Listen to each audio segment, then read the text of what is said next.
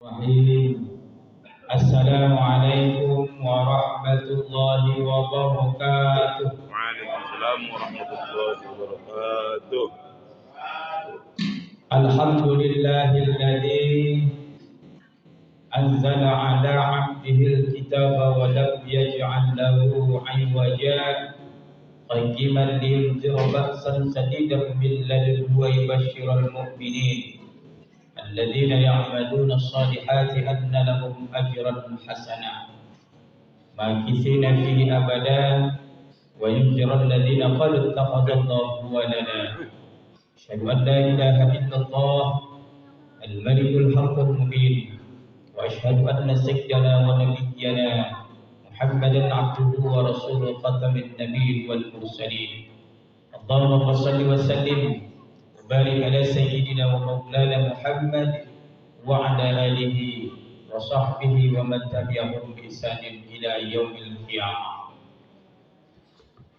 Yang dimuliakan Allah, terkhusus ayahanda ibunda orang tua kami, adik ulama, tokoh agama, tokoh masyarakat, dan juga seluruh jamaah yang tetap istiqamah mulai dari malam Ramadan pertama hingga berakhir Ramadan nantinya, insyaallah kita nawaikan Bapak Ibu tetap istiqomah qiyamul lail, yaitu kita melaksanakan salat sunnah tarawih wal witir sunnah muakkadah, yang tentunya dengan nawaitu yang sama mengharap ridha dari Allah Subhanahu wa taala, yang mudah-mudahan ghufira lahu ma taqaddama min dzambi, Allah ampuni segala dosa-dosa kita yang telah lalu. Amin ya rabbal alamin. Kemudian salawat mengiringkan salam semoga selalu tercurahkan, semoga selalu dan senantiasa kita berselawat kepada baginda Rasulullah sallallahu alaihi wasallam. Beliau adalah khatamin nabi, la nabiyya ba'dah, penutup daripada nabi-nabi dan tidak ada nabi setelah beliau. Maka amalan salawat jualah yang senantiasa kita ucapkan dengan melafazkan Allahumma salli ala sayyidina Muhammad wa ala ali sayyidina Muhammad, atau dengan mengucapkan assalamu alayka ayyuhan nabi wa rahmatullahi wa barakatuh. Ibu bapak hadirin wal hadirat jamaah salat isya wa tarawih wal witir yang dirahmati Allah Subhanahu wa taala. Terima kasih kami sampaikan kepada pertama pengurus PKN Masjid Al-Falah yang telah menerima daripada tausiah atau ceramah agama yang tahun lalu hampir tidak ada, dan 2 tahun yang lalu kita beribadah bulan suci Ramadan berdiam-diam, sembunyi-sembunyi, ya kan? Maka pada hari ini, pada malam hari ini, pada tahun ini, alhamdulillah berkat doa kita bersama, alhamdulillah penyakit itu, virus itu sudah hilang. Kalau bahasa kita udah balik kampung. Kiranya mudah-mudahan memohon kita kepada Allah Subhanahu wa taala tak ada lagi namanya penyakit seperti ini. Amin ya rabbal alamin. Baik, karena waktu telah ditentukan hanya 15 menit itu pun maksimal katanya. Mau tak mau ya harus maulah, nanti bertahun ya. Ibu bapak hadirin yang dirahmati Allah Subhanahu wa taala, kita sekarang memasuki malam keempat Ramadan, sudah 3 Ramadan, ada yang 4 ya, ada yang sudah 4 Ramadan, karena diawali pada hari Sabtu, ada juga hari Ahad. Salahkah? Tak ada yang salah, yang salah tak puasa ya. Maka ibu bapak hadirin yang dirahmati Allah Subhanahu wa taala, sedikit ada beberapa hikmah dan manfaat daripada puasa itu sendiri. Di antaranya ibu bapak hadirin yang dirahmati Allah Subhanahu wa taala, walaupun kita tahu hikmah dan manfaat puasa itu, tapi dalam kesempatan ini kami ulas dan kami ulang. Pertama adalah melatih jiwa untuk taat kepada Allah Subhanahu wa taala. Bayangkan ibadah puasa melatih jiwa untuk taat kepada Allah Subhanahu wa taala. Maka kita sebagai manusia ternyata harus dilatih jiwa kita ini senantiasa taat kita kepada Allah Subhanahu wa taala. Maka dengan puasa pasti orang itu taat kepada Allah. Maka kenapa dikatakan taat? Karena dia sudah melatih jiwanya senantiasa dia serahkan kepada Allah Subhanahu wa taala semata, dan tiada orang lain yang tahu kita puasa atau tidak.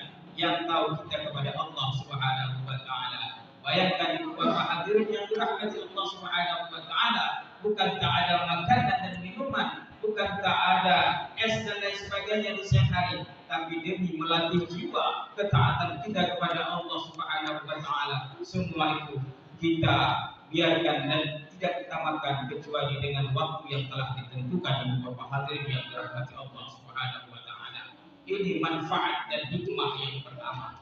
Kemudian yang kedua apa?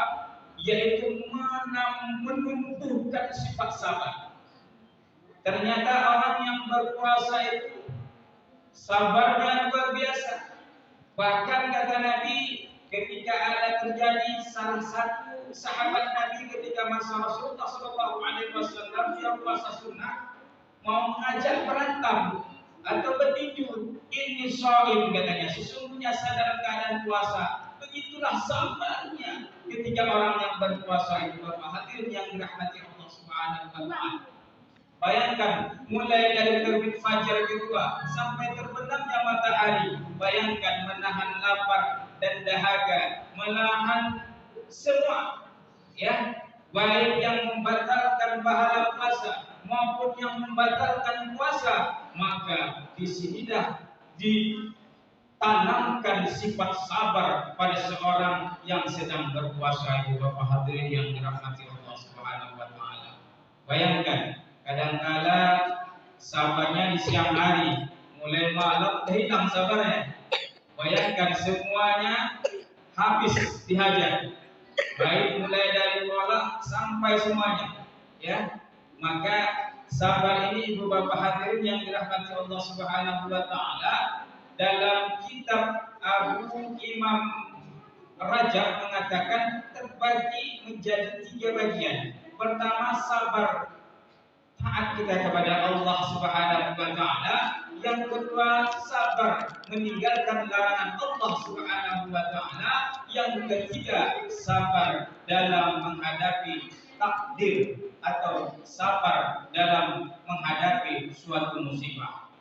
Maka ketiga daripada bagian sabar ini ada di dalam puasa ibu bapak hadirin. Bayangkan kesabaran yang sangat luar biasa bila orang yang sedang berpuasa secara tidak langsung sudah menanam sifat sabar pada dirinya. Ibu bapak hadirin yang dirahmati Allah Subhanahu wa taala. Walaupun nama orangnya sabar sekali, tapi kadang kalau nggak bulan puasa itu hilang nama sabar. Orang itu namanya sabar, tak sabar juga.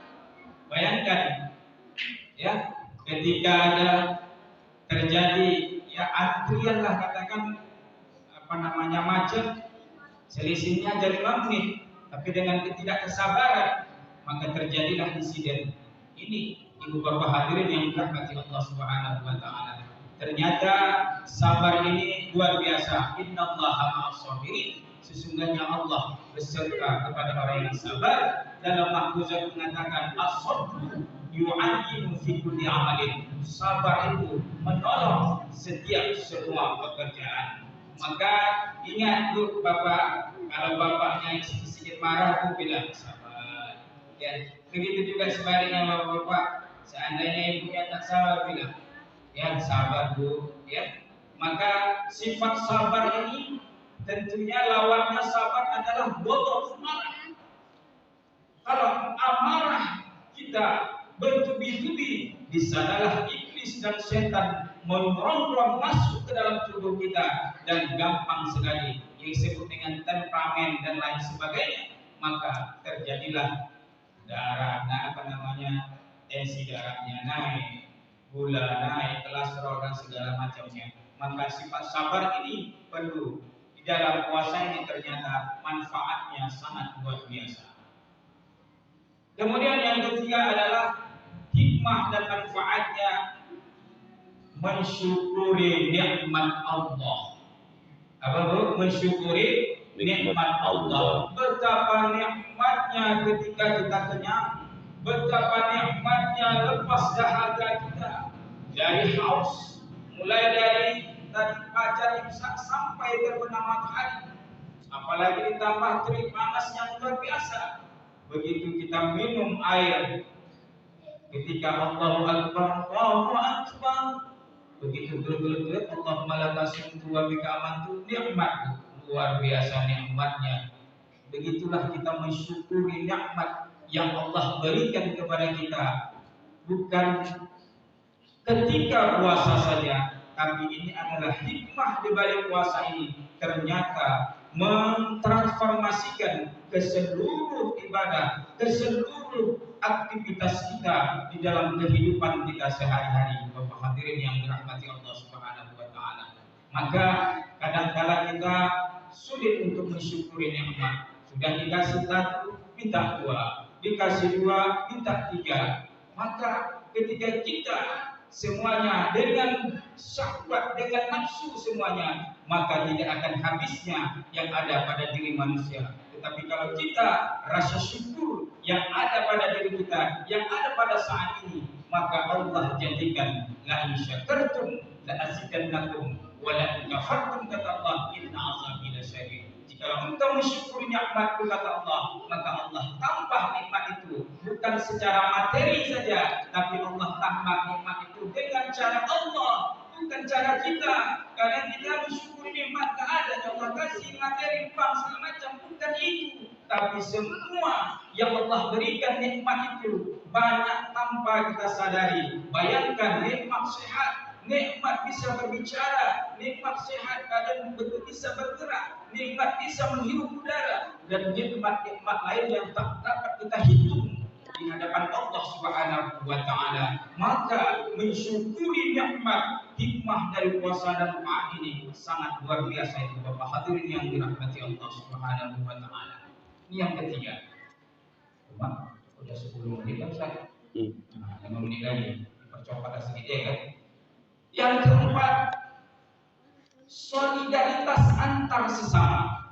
Ternyata hikmah puasa, kita puasa menahan lapar dan dahaga, menahan haus, begitu juga lah yang dirasakan oleh saudara-saudara kita yang pada saat itu tidak bisa mencari nafkah, mencari makan pada saat itu, yang mereka terlonta-lonta tidak bisa menikmati makanan yang sehat, yang mereka makan adalah bekas-bekas yang ada di tong sampah, yang mereka makan adalah sisa-sisa makanan yang dimakan oleh manusia. Begitulah rasanya ketika saudara kita, para fuqara masakin, orang-orang yang miskin di hadapan kita, maka begitulah rasanya mereka rasakan ketika kita berpuasa. Ada rasa solidaritas antar sesama kita, antar manusia, antar makhluk, bahkan antar sesama umat Islam itu sendiri. Maka ketika solidaritas ini, Bapak hadirin yang dirahmati Allah Subhanahu wa taala, kembali kepada kita. Beginilah rasanya saudara-saudaraku yang di bawah garis kemiskinan. Beginilah saudara-saudara kita yang ketika mereka ditimpa musibah, katakanlah bencana alam, tak ada lagi yang dimakan kecuali ada yang ada di sekitarnya. Maka itu Bapak hadirin yang dirahmati Allah Subhanahu wa taala. Maka solidaritas inilah antar sesama ini. Ternyata hikmah dan manfaat puasa ada di dalamnya. Kemudian dipercepat. Yang kelima adalah puasa menjadi sehat. Ini kemarin sebelum puasa mahnya kambuh, ada yang migran, ada yang flu. Pada saat ini Bu, boleh saya tanya, semua macam penyakit itu ada pada Ibu? Alhamdulillah tak ada biar sehat semua. Katanya puasa nanti mah kambuh, tak ada, itu sehat. Ya, dengan puasa as-shaim litasihu, yasa, puasa itu menyehatkan. Maka ketika kita di dalam ilmu medis, di dalam 1 tahun, ya, di dalam 11 bulan itu ada 30 hari tidak kita makan dan minum pada siang harinya. Selain daripada 11 bulan, dalam sebulan ada 8 hari tak makan dan tak minum supaya kita menjadi sehat dan awet muda itu Bapak. Ternyata ini amalan ini Ustadz Abu Somad sudah mengamalkannya. Puasa Senin Kamis, ya. Berarti kalau sebulan berapa kali itu? 8 ya. Dalam seminggu 2 hari.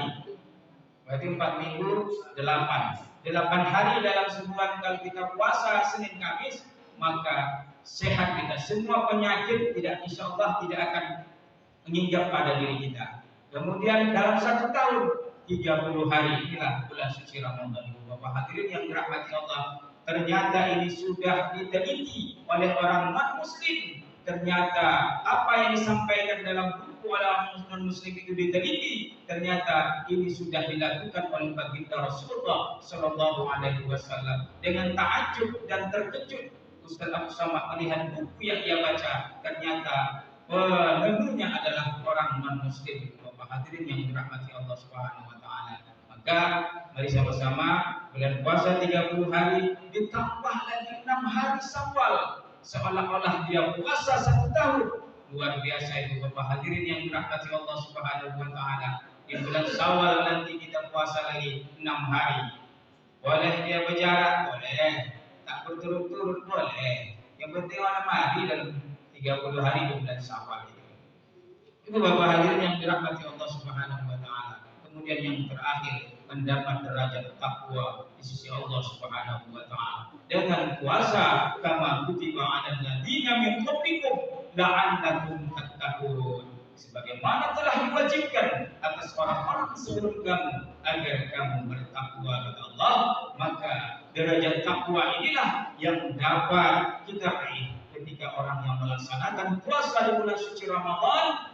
Yang takwa inilah sebaik-baik bekal. Takwa inilah orang yang paling mulia di sisi Allah. Dengan takwalah kebahagiaan di dunia dan keselamatan dan kebahagiaan juga di akhirat. Mudah-mudahan dengan ada 6 hikmah dan manfaat dari puasa ini, tentunya mudah-mudahan kepada kita semua tetap istiqomah menjalankan ibadah puasa tentunya di bulan suci Ramadan ini, dan memohon kita kepada Allah Subhanahu wa taala mudah-mudahan kita diberi kesehatan jasmani dan rohani tentunya. Amin. Ya rabbal alamin. Pas 15 menit kurang 25 detik. Demikian yang dapat saya sampaikan. Mohon maaf atas segala perhatian. Kalau ada jarum yang patah, jangan disimpan di dalam besi. Kalau ada kata-kata saya yang salah, janganlah dilaporkan ke polisi. Kalau ada jarum yang patah, jangan disimpan di dalam topik. Kalau ada kata-kata saya yang salah, janganlah diungkit-ungkit. Kalau ada jarum yang patah, ya dibuang lalu patah dan baru ya. Dan demikian, karena waktu sudah pas 15 menit, disampaikan kepada Allah juga sama-sama kita mohon ampun. Kepada ibu bapak hadirin saya kiranya mohon dimaafkan. Wallahu muwaffiq ila aqwamit thoriq wa ila siratal mustaqim. Wassalamualaikum warahmatullahi wabarakatuh.